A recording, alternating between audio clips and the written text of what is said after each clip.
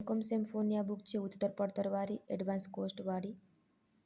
ત્રીજું ચેપ્ટર છે વસ્તુની કિંમત નિર્ધારણ. એમાં તમારે એક્ઝામમાં ત્રીજો દાખલો પૂછાશે 15 માર્કનો. એમાંથી એમાં ઉદાહરણ નંબર 1 એક વખત પૂછાયેલો દાખલો છે, એટલે જોઈ લેજો. આ રીતના છે.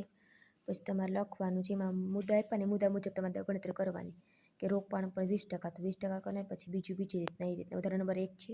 પછી ઉદાહરણ નંબર 3 છે.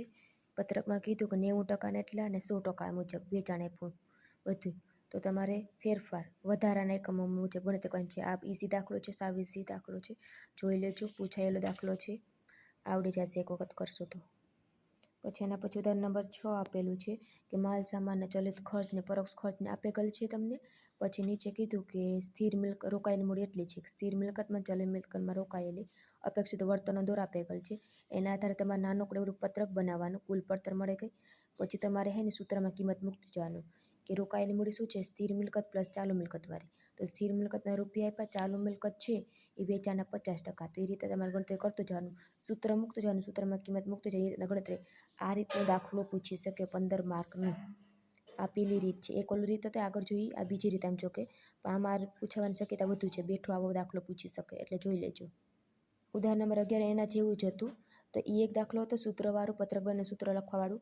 પછી એક એના અથવા બીજો દાખલો આવો પૂછી શકે તમે એક્ઝામમાં, કે આ રીતના માહિતી આપી દે તમને. પછી તમને કહે કે કઈ કિંમત રાખવી ને શું રાખવું જોઈએ, એ રીતના તમને કહે રકમમાં. તો તમારે પત્રક બનાવવાનું હોય કે માલ સામાન પ્લસ મજૂરી, એટલે માલ સામાન પ્લસ મજૂરી એટલે પ્રાથમિક પડતર કહેવાય. પછી એમાં કારખાના ખર્ચ લખો તો કારખાનાનું પડતર થાય. પછી બીજા ખર્ચ એડ કરવાની, એ રીતના જે 8મો હોય. પછી ઉદાહરણ નંબર 13.